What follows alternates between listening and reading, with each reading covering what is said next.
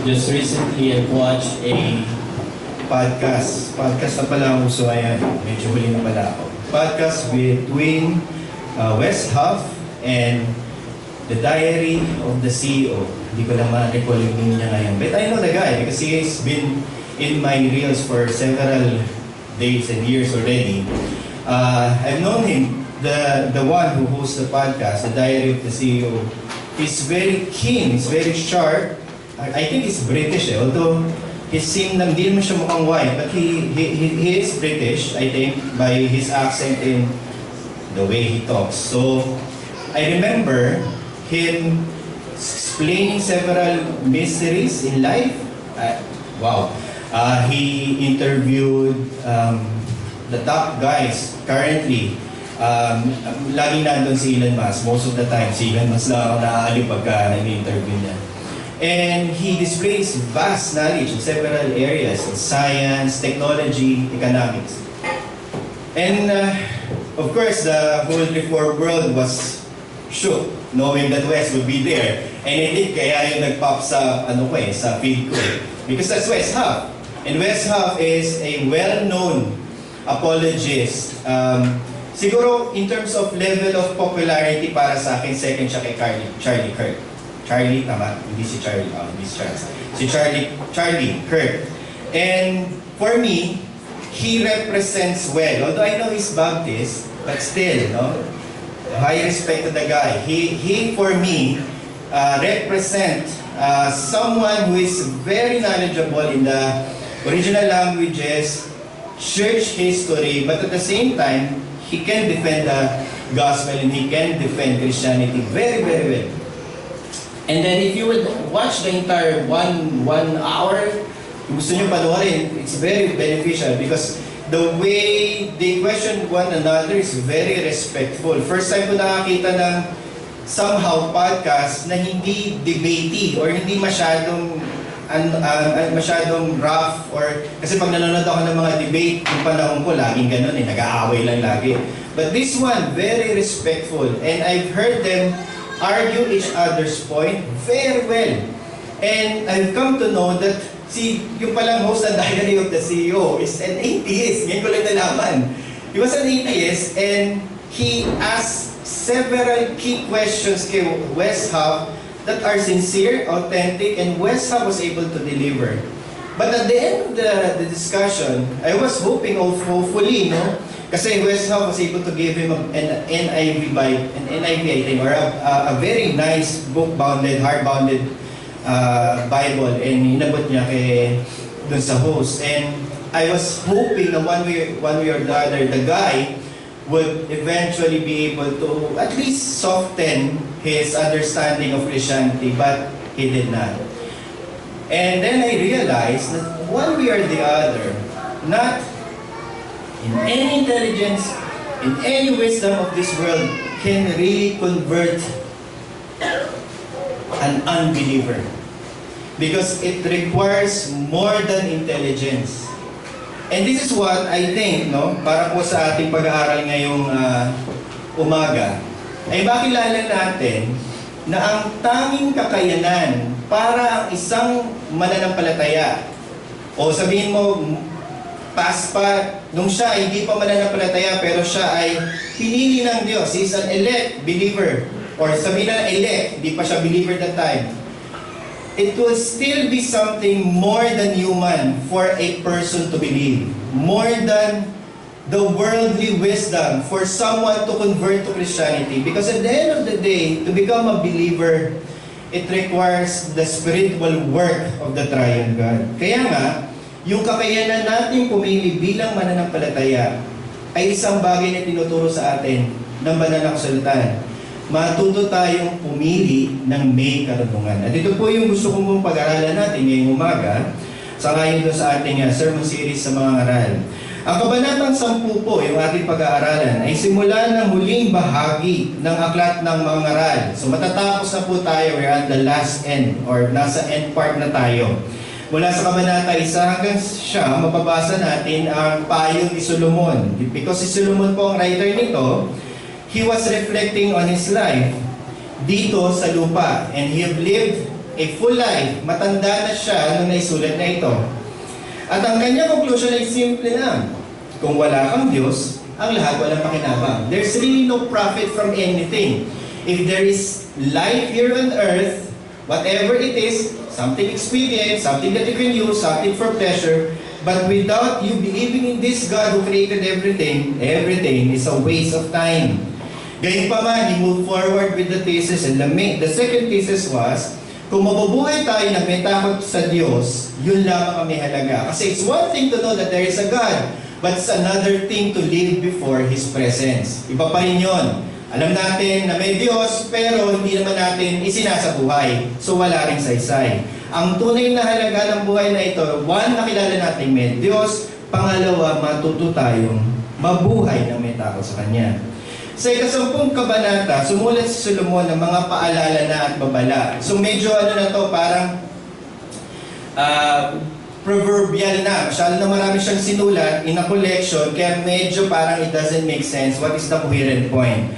So may mga papala, may paalaala tungkol nito sa mananampalataya. And of course, I cannot assume everybody here are truly possessors of faith. I'll just simply assume you're all professors of faith. But this also applies to everyone here in this congregation.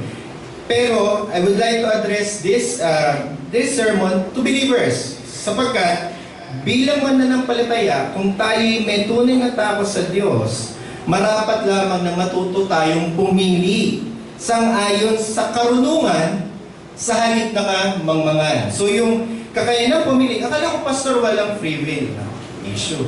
Hindi sa walang free will. May free will tayo before we got converted, but it is enslaved with sin. And that is only following sin.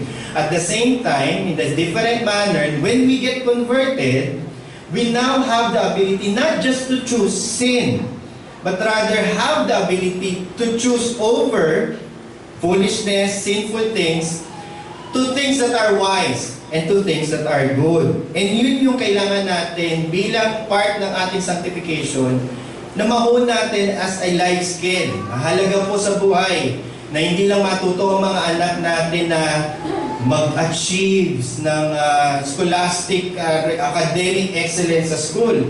But if they're living as though they are foolish, none will make sense. That's why we have to teach them ang buhay na merong karunungan. Bakit? Sapagkat ito ang bunga ng kabanalan. This is the proper fruit of holiness. Ang mabuhay na may kalarawan sa ating Panginoong Kristo, at ito ang daan na matuwid. Ang argumento po ng 10 kabanata ay nahati lamang sa 3. So there's a thought process there, although it appears to be proverbial. Collection. Una, ang kamangmangan ay isang puwersa na mas matindi kaysa sa karunungan. We have to understand that foolishness has a greater impact in life rather than wisdom. Ang kakaunting kamangmangan ay kayang sumira ng maraming karunungan. Okay? That's a good thing to understand. Kahit nakakaunti yung kamangmangan, may kakayanan siyang sumira sa mas nakararaming karunungan. Ikalawa, ang kamangmangan ay kitang-kita ng iba maliban sa taong mismo na mangmang. Ulitin ko po, kapag kamangmang ka, hindi mo alam na mangmang ka. Pero yung iba, alam na mangmang ka. Madalas, sa halip na ituwid, po ang problema ng kamangmangan, pinapabayaan lamang ito ng mas nakararami. Kaya nga hindi tayo dapat na bilang mananampalataya, bilang mga mature, hinahayaan natin na yung ating mga miyembro ay nabubuhay sa mga mangmang na pagpili.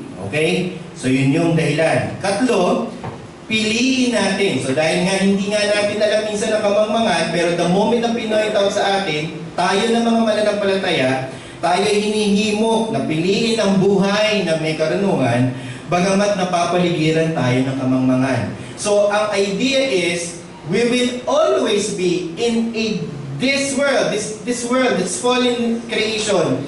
Maraming mangmang, at maraming, tumingin kayo sa katabi niyo, joke lang. Maraming mangmang. So, hindi nyo naiintindihan. Okay, teka lang, pause lang ako na konti. Marami ang mangmang kaysa matalino. At dahil doon, At dahil doon, yun yung reason, mas marami ang nabubuhay na may kamangmangan kaysa sa katalinuhan o karunungan. Dahil dyan, inihimok tayo na piliin yung buhay ng may karunungan. Meron po tayong dalawang puntos na matutunan ngayong umaga. Una, ang pwersa at mapanirang dulot ng kamangmangan. Pangalawa, ang payo sa pamumuhay ng may karunungan. Bago po tayo magsimula, tayo po yumuko, tayo po ay manalangin. O Diyos na lubhang makapangyarihan, Ama ng aming Panginoon Kristo, lumikha ng lahat ng bagay, hukom ng lahat ng tao. Kinikilala po namin at aming itinatangas ang madalang kasalanan na sa lahat ng oras ay aming nagagawa sa pag-iisip, sa pamungusap, laban sa dakilang mong pangalan. Narito kami na lubos sa pinagsisisihan at nagdaramdam ng labis sa mga nagawang di nararapat sa iyong paningin. Maawa ka nga po sa amin, o mga mahabagin, alang-alang sa iyong pinakaibig na anak ng aming Panginoon Kristo. Patawarin mo po kami sa lahat ng nagagawang kalapastanganan at itulot ngayon hanggang sa hinaharap na kami makapaglingkod sa iyo ng buong pagtatapat sa tanging kakarangal at kaluluwalhati ng iyong pangalan sa pamamagitan ng Kristo ang aming Panginoon. Amen. Ang pwersa at mapalirang dulot ng kamangmangan. Ang talata, una ay malinaw na nagsasabi sa epekto ng kamangmangan sa buhay ng isang tao sa kabuuan. Ang sabi ni Solomon, ang patay na langaw sa isang pabango ay merong matalinghagang paghahalintulad sa epekto ng kamangmangan sa buhay ng tao. Kumbaga, imaginein mo yung stink na nailalagay sa isang napakamahal na pabango na concentrated supposed to be. Ang pabango kasi oil and some scented parts. Kaya po pinagsasama-sama po yun. And imagine mo, kapag nalagyan na ng langaw yun, ang langaw, pag napunta sa pabango, nabubuhay po ba yun o mamamatay? So technically, ang sinasabi doon, it's a dead animal na nilagay mo sa isang pabango. At ang sabi nga ni Mark Shen, it only takes one person doing wrong. Isa lang, to destroy the good work of many. One foolish, vindictive woman, I'm quoting, on a telephone, for a week can ruin a church that took many years to build. Isa lang ang kailangan na isang reklamo. Ang kailangan para ang buong iglesia sa loob ng napakaraming taon na naitatag. Kailangan isa lang para ma-destroy yung church. At ang sabi niya, one foolish successor can destroy the company built up by several wise businessmen. And I've known this by experience na kahit na ang isang family business na nakapag-build na ng empire along how many years? May nakakaalala pa ba kay Rockefeller? Si Rockefeller po. May nakakaalala pa po ba kay Ford? Wala na. Dahil wala na sila mga anak ngayon, hindi na sila kilala, di ba? Ganun lang kasimple. Generation after generation, one foolish successor ends everything. Ang sabi ni Mark Shen, why? Because folly is more powerful than wisdom. We see this every day. It takes much effort to clean a kitchen, but if you spill a small container of oil, it takes a long time to clean. Kaya po pala, ngayon po nasa bahay, lagi pa ko naiingis sa mga anak ko, kapag hindi sila nagliligpit. Kasi pag hindi nagliligpit, nag-a-accumulate ng kalat. Pag nag-a-accumulate ng, hindi, mag-general cleaning na lang kami sa Sabado. Ang gulo-gulo na. Pero kailangan lang pala, kailangan disiplina lang. Araw-araw, ligpit. Araw-araw, ligpit. Para pagdating ng Sabado, konti na lang ang lilinisin. At yun po yung sinasabi dito, it always takes time para lang ang isang magandang bagay ay masira. It takes time to grow a fruit tree, to prune and to fertilize it. Too much fertilizer, too much pruning will kill it. It takes years to have a good reputation. Good repute. But a mere hint of impropriety, whether true or not, yun po yung wisdom. And marami po nagsisirculate lately, hindi ko muna po isa-center stage. But then maraming mga issues na nakikita natin ng different churches, even in the Reformed world. A single accusation, whether true or not, destroys a man's life. Wisdom and goodness are overpowered by folly. Kaya po lagi tayong binabalaan na huwag tayong mabuhay ng may kamangmangan. Kasi yung effect ng folly or ng foolishness mas malakas kaysa dun sa nabubuhay ng steady na wisdom. It only takes one mistake. Even a tiny bit destroys. At dahil po dito, bilang mga mananampalataya, mahalaga, and this is where plurality of leadership, community, okay, have an impact to a believer's life. Hindi dinisenyo ng Diyos na mabuhay tayo, na sasabihin natin tayo mananampalataya, pero hindi tayo nakikibahagi sa anumang communal thing sa church. Because if you think about it, that is foolishness. We're not talking about just mere sinfulness. It's just foolish to assume that we can live our lives alone, by ourselves, kung tayo'y tunay na mananampalataya. At dahil dyan, mahalaga na mapaligiran tayo ng matatandang mananampalataya. And pag sinabi kong matatanda, naligay ko sa English, hindi ko mature by age, mature by faith. Mature siya by faith, hindi lang taon. Bakit? Sapagkat ito po ang fact, nakakahawa po ang kamangmangan. Hindi po ako magjo-joke.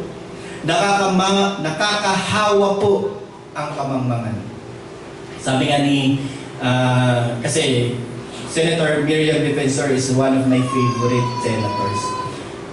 I think she's Roman Catholic by association. Pero with everything that he's saying, I think she is a closet atheist. Ako lang naman ang mag-judge siya. There's a recent book that she released, Stupid is Forever. Have you heard of it? It's a very entertaining, mildly literary artwork. Hindi naman po siya literary artwork. So, it's entertaining. She uses it nung time na nag-deliver, parang meron na siya mga speaking engagement, ginagamit niya a way to break the ice. And she has a very good quote there that became the premise of the book. Sabi niya, ignorance can be cured, but stupid is forever.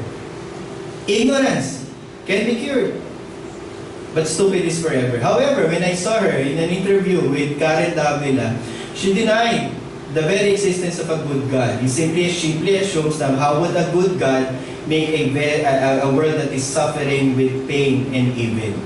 At doon ko nakita na she needs her own quotation. Because yun nga yung problema. Ignorance can be cured, pero yung stupid forever yun. Kasi hindi makita ng isang tao kapag siya ay mangmang. At tawag po doon ay blind spots. Mga bagay na natural sa mata mo, pero dahil walang nagpo-point out sa iyo ng kapatid, mali yan, una magagalit ka pa. 5 levels of denial, anger, yung lahat ng yun, mangyayari pa, bago ka pa mahimasmasan. Pero yung pa rin yung point, someone must point out to you if you are doing something that is foolish. Sapagkat, bakit? Again, ang headline, nakakahawa po ang kamangmangan. Kapag nagkakaroon na po tayo ng group think, yung parang pare-parehas kasi tayo, di ba? Nobody says kung may problema o wala, kasi tinatanggap na natin, nakakahawa po yun. Mas potent po yun kaysa dun sa, oh, teka, may mali. Kaya nga, mula sa talata 2, tinukoy ni Solomon na ang daan ng marunong ay pakanan. At ang daan ng kamangmangan ay pakaliwa. Sino po kaliweta dito? Si Johan, isa revelation for me. Napakagaling pala mag-basketball ng batang yun. Kasi meron pa silang screening tactic ng tatay niya eh. Na parang feeling ko naman, kung in-screen niya ako, kaya ko naman siya itula. Pero hindi, gumagano-gano siya ng konti. Tapos maya pick and roll pala. Tapos pupunta din siya, papasagan tayo, shoot siya. Kaliwete pala si Johan. Napakagaling na bata. Kaliwete! Okay? Hindi po yun yung point na parang kaliwa. Okay? Ang mga kaliwete ay mangmang. Ang mga kananete ay matatalino. Hindi po. Ang sinasabi lang, they are poles apart. The way of the path of the wisdom is the opposite of the life of a fool. Hindi siya spectrum. Hindi siya gradated life. It's a total opposite. So kapag nabubuhay ka ng may, let's say, nabubuhay ka ng may kamangmangan, sigurado opposite ka ng katalinuhan. At kung nabubuhay ka ng may katalinuhan, opposite ka na nabubuhay ng may kamangmangan. There are worlds apart. Langit at lupa, pagkakaiba ng buhay ng marunong at mangmang. At mangmang lamang. Ulitin ko po, yun yung problema sa kamangmangan. Una, nakakahawa. Pangalawa, mangmang lang ang pipili na mabuhay ng ganon. Foolishness settles with their own foolish lies. Ulitin ko po, sapagkat nakakahawa ang kamangmangan, those who have chosen that kind of life, they have chosen it and settled with it. That's the problem. Yun yung mapanirang dulot ng kamangmangan. Because kapag tunay kang marunong, and ito po yun, the only time na magiging wise ka is kapag nakita mo na yung kahihinatnan ng buhay ng mangmang at hindi mo na siya tutularan. A life of a contrast. So kaya po, pagka napapansin nyo, in poetry, there is a style of discussion na kapag sinabi mo yung isa, yung laging ka-opposite yung pangalawa. Because that's wisdom, the ability to differentiate, the ability to contrast and compare is a sign, a mark of wisdom. Kaya nga, ang matalino o ang binigyan ng karunungan, makikita niya, teka, so ganun po yun lagi. Bakit? Parang mali yata to. Mali ito. At iisipin mo, nabubuhay ka na to na. Taon. Binilang nandun ka na. And then suddenly, all of a sudden, you've chosen na, mali ito. Mali ito. Ang daan ng matuwid ay doon, dito. Recently, parang 2 Sundays na yan. 2 Wednesdays, we've been studying Pilgrim's Progress. I've read the book, but somehow, reading it per chapter, discussing it chapter by chapter, medyo na-enjoy ko yung details of the story. Lalabas nga pala, when, in the first chapter, when Christian, hindi pa siya identified that time, he is still called the man. A man, or this man, the protagonist, realized na he is in danger. Paano niya nalaman? By just reading the book. And we know for a fact, of course, the book is about reading the Bible. And then he keep on saying these things to his wife, to his children, and even to the town folks. And that was the scene. He keep on saying, mga kapatid, may problema meron talaga eh. Pero you have to understand, he's been living there for all his life, and yet this man, with just reading a book, all of a sudden, gained wisdom saying, may mali. And he keeps on telling on these town folks, and then eventually, hindi na siya pinaniwalaan. Anong conclusion ng mga tao? Sino may problema? Yung town o yung protagonist natin? We know what happened. Umalis din yung protagonist. He went on his journey towards the celestial city. They regarded the man as a lunatic. Sira ang ulo. Tama? Fool. They concluded na yung ginagawa ng isa, fool.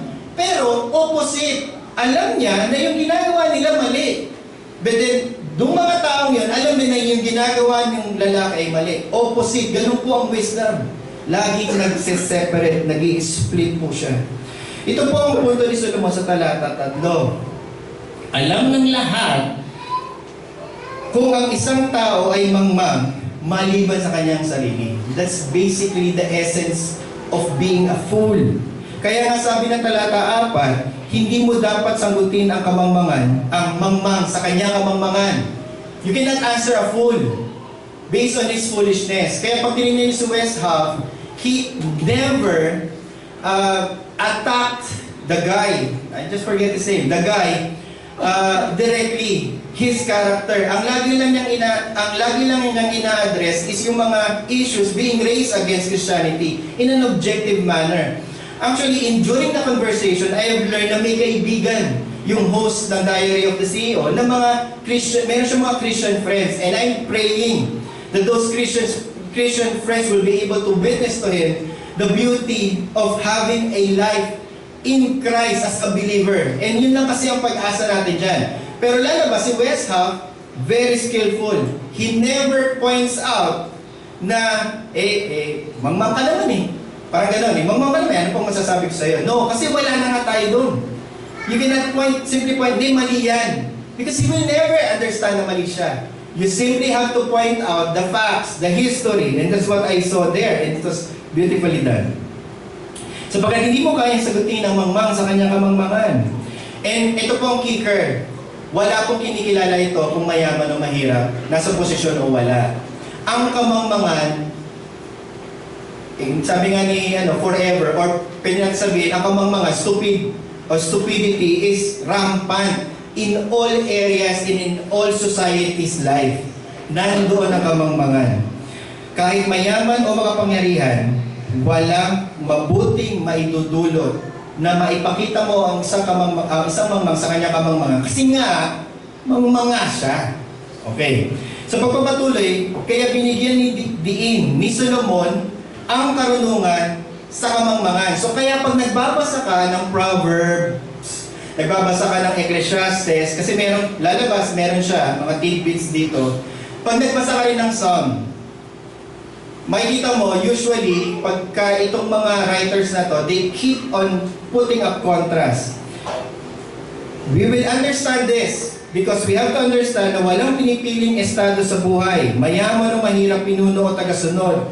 Hindi garantisado na kapag marunong ka, mayaman ka o magiging pinuno ka. Bagkus, ang marunong sa lahat ng pagkakataon ay inaasahan lamang na piliin ang mabuhay ng may karunungan kaysa mabuli sa kamangmangan.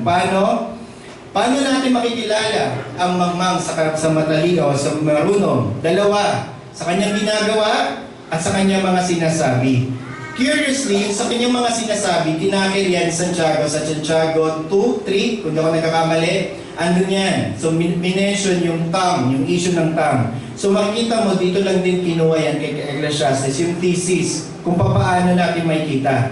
Ang mga eksenang ito ay parang episode na, napanood niyo po ba yung Dumb Ways to Die? Kasi mga bata, yung mga anak ko, nanonood to. It's a safety program, hindi ko lang alam kung anong bansa, of demonstrating dumb ways to die. Sabi ko nga, ano yun? Nakakatawa naman. So pinapakita talaga nila yung, kasi sa parang to promote safety. Kasi ako po, engineer, so pagka nakakita po ako ng unsafe practices sa kalye tungkol sa pag-akyat ng poste, ang unang-una pong papansinin nyo, kapag po may hagdanan at may tao po sa tuktok at wala pong tao sa baba, it's a dumb way to die. So pagka gano'n natetense ako eh. And ganun po dito. Kaya sasabihin ni Solomon ito, kasi titingnan mo, kung ikaw mismo bilang mananampalataya, na-identify mo ba kung this is a dumb way to live? Okay po? So tingnan natin. Una, talatang 8. Isang manggagawa na nahulog sa sariling hukay. Sino ba naman ang isang manggagawa na naghukay, nahulog sa sarili niya, hinuhukay? Eh di ba, ang tawag lang natin doon ay, di ba, unsafe. Parang di ba pag actually, ano ko po yun, isa yan sa mga problema, worst dream ko, yung kasi di ba, pag pupunta ka sa patay, pupunta ka Paraniwan, sa tapat ng puntod, yun yung lagi ko inisip, huwag ka mahulog, huwag ka mahulog. Malaking eksena, pag si pastor ko nahulog sa hukay nung inaangat ka namin. Disaster, pag nangyayari. Bagaman panganib, ang point po is, kapag mapanganib ang trabaho mo, doble ingat. Sa buhay po ng mga lalaki, although hindi ko lang alam kung sino po dito ang nasa rough field, or nabubuhay sa field, or nabubuhay sa rough part of job, always make sure na pwede ka naman kumuha ng trabaho na unsafe. Ang kailangan lang, always think about safety. Always double down, make sure na wala kang gagawin na hindi mo chinek. Laging ganun lang. Pang-Siyam, talata Siyam, isang magtutroso na nasugatan o panganib sa pagtipak ng bato at pagpuputo ng kahoy. Same idea. Yung profession mo is dangerous and no one should be allowed, okay, to do something dangerous without properly defending themselves or being engrossed into safety. Pang-10, isang nagluluto na gumagamit na mapurol na kutsilyo. Nagawa niyo na po ba ito? Nagluluto kayo. Nasubukan ko na to, huwag niyo pong tutularan. Actually, ang general idea is, kung meron kang patatas kunyari, hindi, ang nagawa ko lang kasi sinigang. So, tomato. Kamatis. May nakita akong kutsilyo, marupok. Kaya mo namang puputulin. Ang problem lang, hindi maganda yung itsura, hindi siya appetizing. sugat-sugat yung mga parts niya. So, nung sabi ko, ate, ano hindi yan yung gamitin mo yung mas matalas natin. So, nung na-cut ko na, the job became easier. So, that's wisdom. Wag na wag tayo magtatrabaho na hindi tayo handa. Okay? Wag na wag tayo magtatrabaho na hindi tayo handa. Pag sumama ka sa isang trabaho na hindi ka handa, magagawa mo ba yung trabaho? Magagawa mo naman. Ano lang ang problema? Magtatagal. Minsan, pag tinatanong ako ng mga kabataan lately, ano ba ang daan para makapag-asawa daw na kasing ganda ng asawa ko? Ito madali lang. Magtrabaho ka ng maayos at mabuhay ka ng disente at sipagan mo. Kasi lang naman, matuto kang makita na ikaw ay isang tao na lalaki na kaya bumuhay ng pamilya. Yun lang naman kasimple. Pastor, pwede ko bang gawin yan sa bahay? Hindi na pwede gawin sa bahay. Kailangan mong mag-train, kailangan mong ihanda yung sarili mo. Ganun po siya. And that's very basic, but that's wisdom, but then most of the people chooses foolishness as against this. Isang mag-aamo ng ahas, snake charmer, natuklaw ng kanyang inaamong ahas. Pampira, paano nangyari yun? Mag-aamo ka nga ng ahas, yun na yung profession mo. Tapos pumunta ka sa isang show na ang dinala mo yung hindi mo na-chart, o hindi mo man ang nilasing yung ahas para hindi ka tuklawin. So yung general idea dito, para, halimbawa, kung nakikip ko yung attention nyo, nakatingin kayo, and I know for a fact na nakikinig kayo, I know for a fact na alam nyo na, oo nga naman, common sense, tama po ba? And yun po yung problema. Sometimes common sense is not so common because sometimes we live unhastily or nabubuhay tayo na hindi natin na pinag-iisipan. Ang mabuhay ng may kamangmangan ay katulad ng mga bagay na hinatulad dito. Ang babala po, wag natin silang tutularan. And dahil nakikita nyo po in common sense na mali nga yun, dapat na makita natin na mga taong mananampalataya. Kasi ano pong incentive, Pastor? Kung ako'y mananampalataya, na bakit kailangan pa akong mabuhay ng may karunungan? Kasi kamangmangan yun, kapatid. Ulitin ko lang po. Common sense na kung ikaw, okay, ay isa ng mananampalataya, kung nabubuhay ka ng may kamangmangan yung kapatid. Gets niyo po ba yung paikot na yun? The only way it would make sense for you as a believer, okay, ay mabuhay ka ng mayroong pong karunungan. That's the only sense. Pastor, hindi naman ako yayaman dyan. Hindi rin naman ako magiging leader dyan. Bakit kailangan ko pa rin gawin? Kahit pa. Ang sinasabi lang po ni Solomon, ang dapat mong piliin sa buhay, regardless of any outcome, is the way of the wise. So, paano natin, sabi by conclusion, paano natin maipapakita pagsasabuhay na tayo po ay, bilang mananampalataya, tayo po ay nabubuhay na may karunungan? Pinaka-difficult po na talata is yung talata 19. So, babasahin ko po. Ang tinapay ay ginagawa sa paghalakak. Tagalog po bread is for happiness at for enjoyment. Ang alak ay pagpapasaya o nagpapasaya sa buhay. Ang salapi ay sumasagot sa lahat ng bagay. Pastor, akala ko ba the love of money is the root of all evil? Oo. Pero you have to understand, it's also foolish to deliberately sabotage yourself. Ulitin ko lang.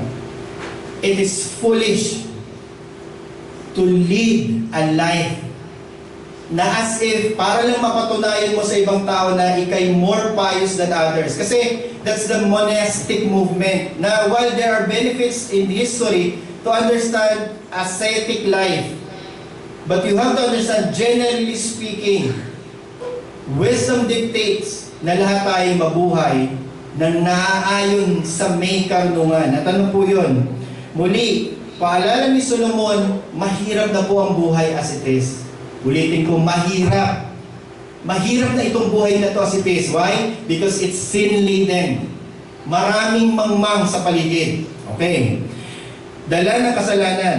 At ang lahat ng bunga ng lupa ay laging may dala ng kahirapan. Ibig sabihin, if you want to have a good fruit, okay, ibig sabihin, the only way to have a good life in this world is of course labor. Pastor, pwede ba akong yumaman na hindi ako nagtatrabaho? Sana lang. Kung pwede lang yun. Pero wala po kasi ako nabasa sa Bible na pwede yun. Okay? And it would be unwise for me. Di kapatid, wag na tayong magtrabaho. Pwede yun. Mabubuhay tayo. Hindi. Okay? Mamaya makikita natin sa payo ni Pablo yun. Pero hindi. Okay? Dahil dyan, kung let's say, ang labor mo na nga, may kahirapan pa, kaya nga, by conclusion ni Solomon, by all wisdom, sa tuwing makakaranas tayo ng ginhawa, sa tuwing matututo tayo makaranas ng fruit of our labor. Kasi may fruit na nga yung labor and may kapaghatian ng kasama yun eh. Tama? Maghihirap ka na dun eh. It is unwise not to enjoy the fruit of your labor. Ulitin ko lang. It's unwise. Celebratory. Bread and wine. Bread and wine, hindi po ito yung sa sacrament. Although pwede natin i-dictate na merong relationship doon. It's mainly about Christ. Pero in all practicalities aspect, bread and wine are the good things in life. This world have good things in it. And if you choose foolishness, you will not find the time to enjoy it. That's foolish. If there is fruit, there are things to enjoy, enjoy it. Yun po yung iiwan ko po na mensahe doon. The fact remains that there will still be good things in this world that is meant for us to enjoy. Deal with it. Accept it. Not with any guilt, but with thanksgiving. Matuto tayong ma-enjoy ang mga ito. Ang taong marunong ay hindi magpapaalipin sa kahit anong makamundong bagay. Just to make some qualification. Baka sinasabi nyo, ang gusto yata ni Pastor, yumaman yung church eh. Parang prosperity gospel na inata ito. Hindi po. Ang sinasabi lang sa atin, hindi tayo magpapaalipin sa kahit anong makamundong bagay. Ngunit, hindi natin hahayaan na ang ating mga sarili ay malugmok sa kahit anong uri ng kahirapan na maaari namang maiwasan. Hindi sinasabi na not choose kasi may tawag doon yung aesthetic is yung prudent life. And siguro gusto ni Pastor, extravagant living, parang extravagant grace lang. Hindi.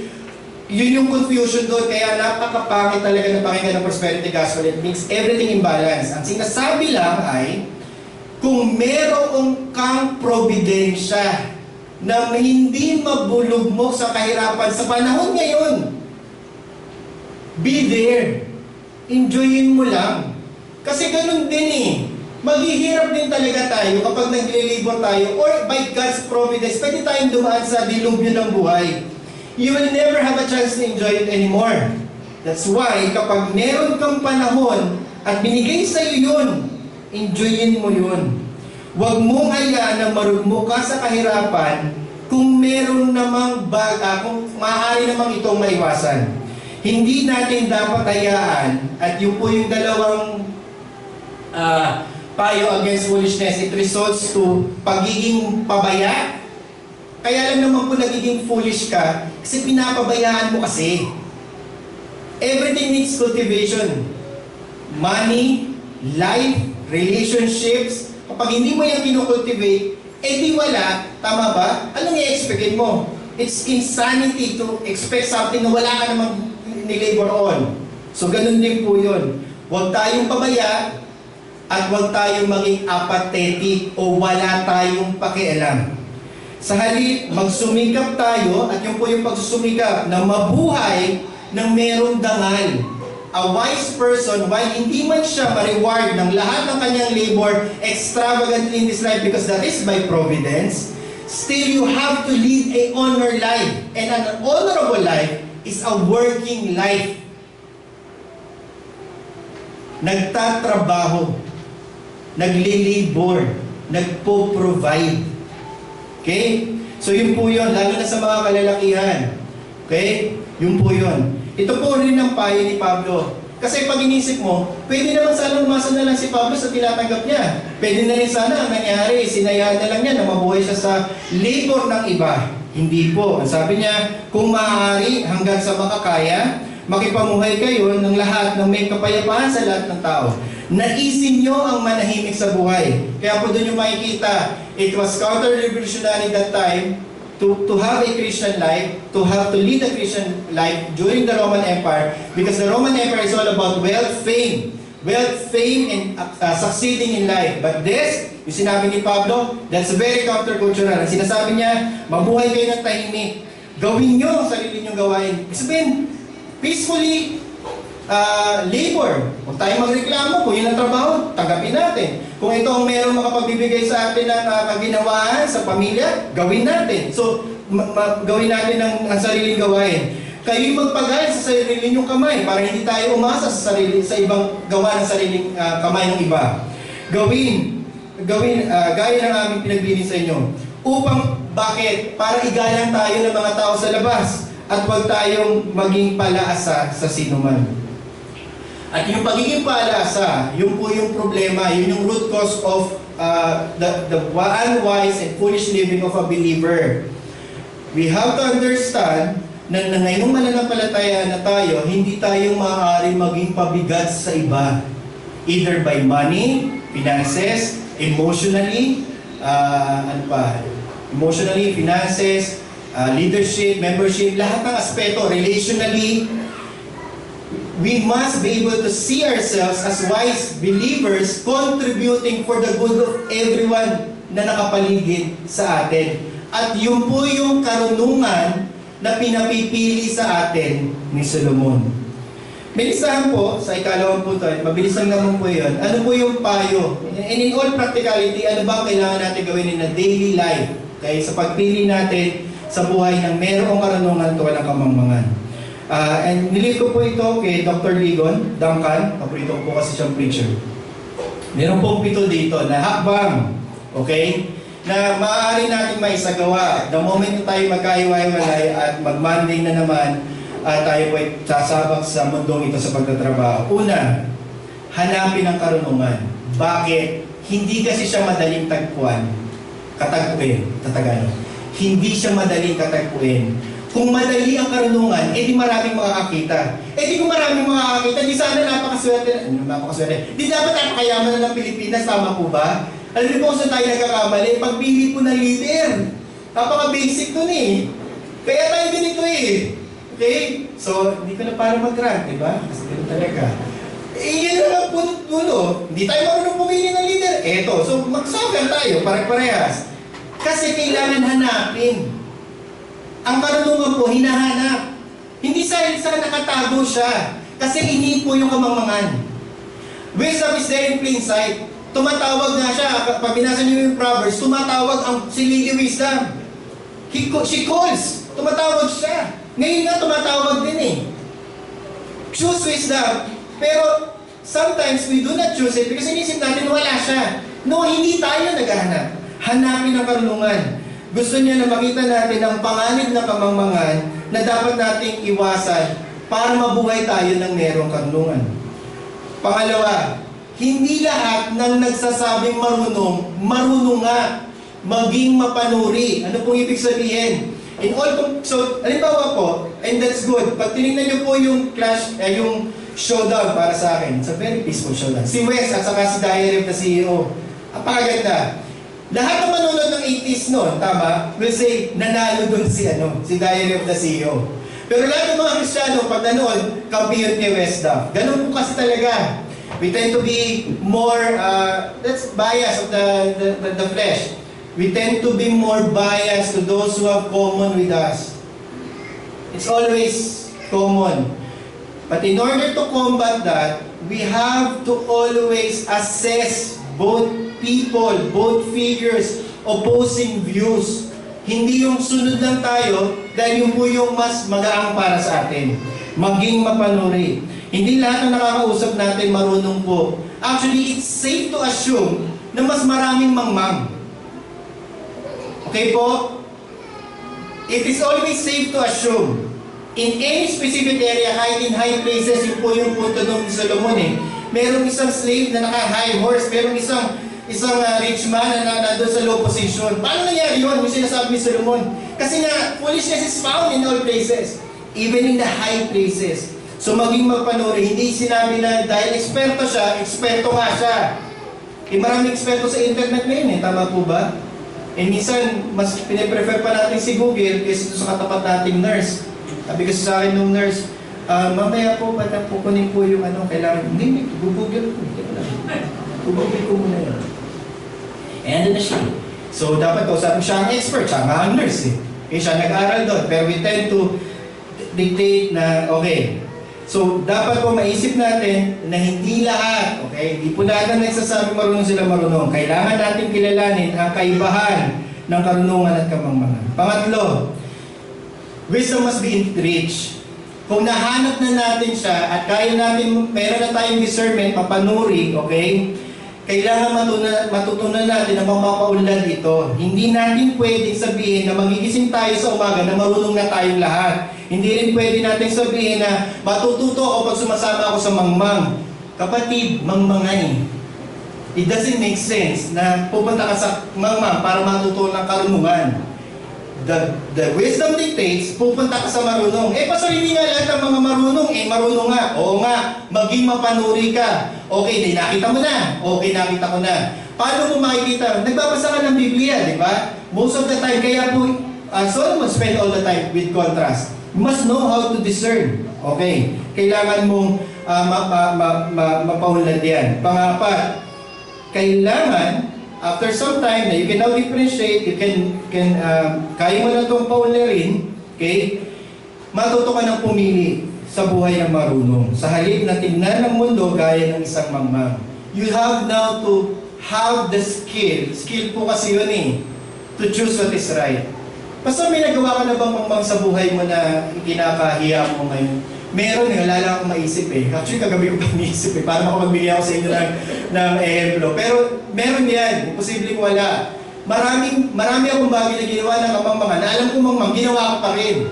Ganun kasi talaga ang buhay. Okay?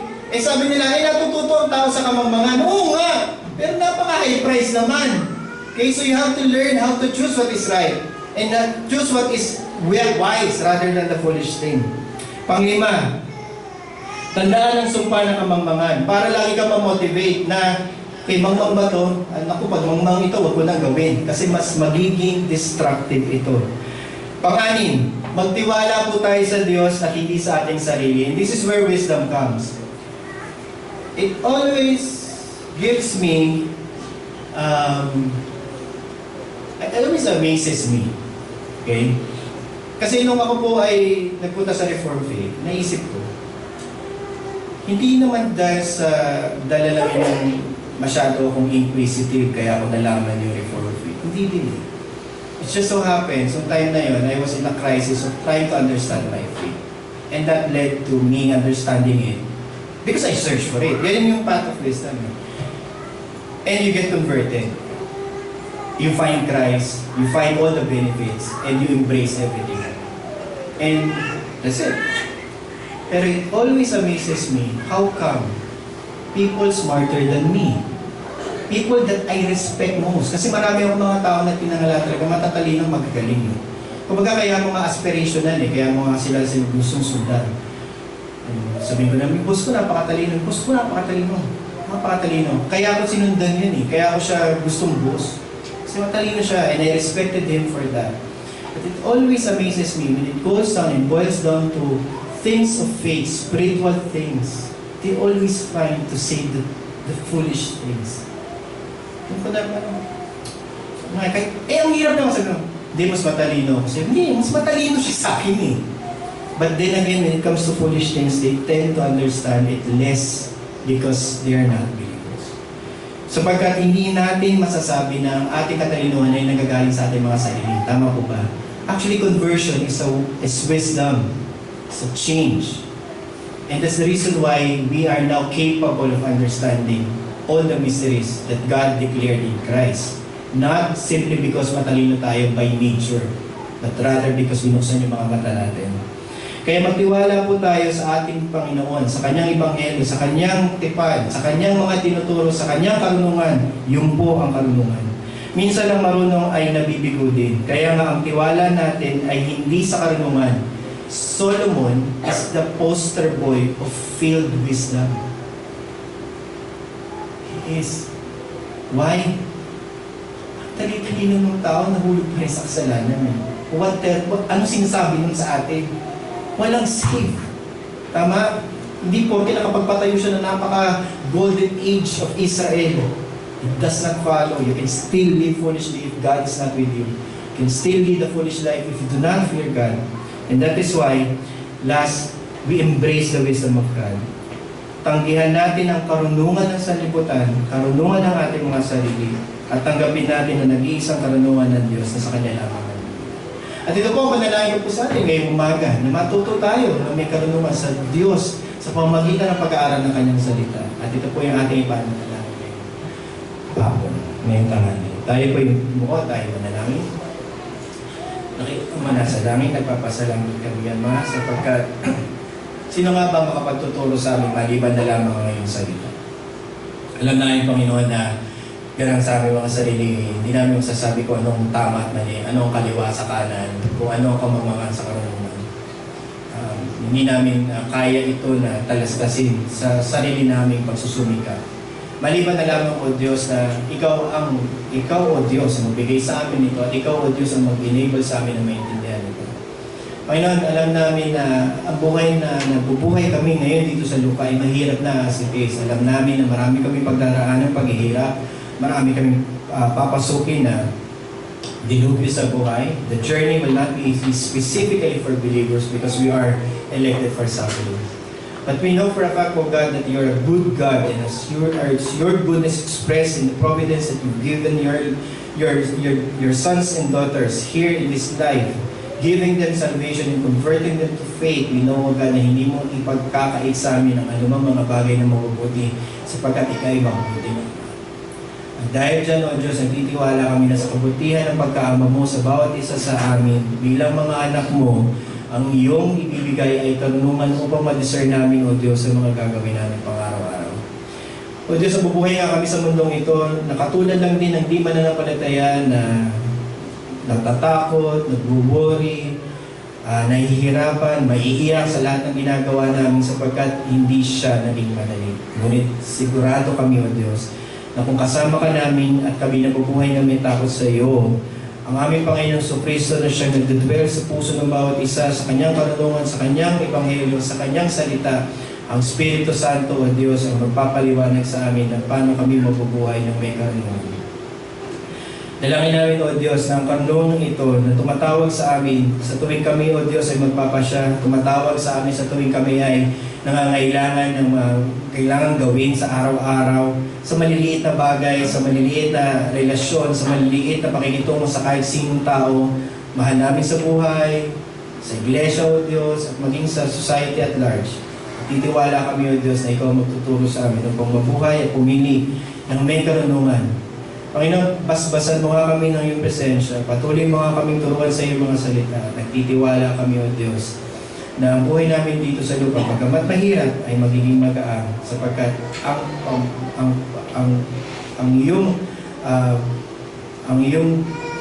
iyong patuloy na ginagawa sa amin, O Diyos, para sa aming Panginoon Kristo, na magaang ang iyong pamato, O Diyos.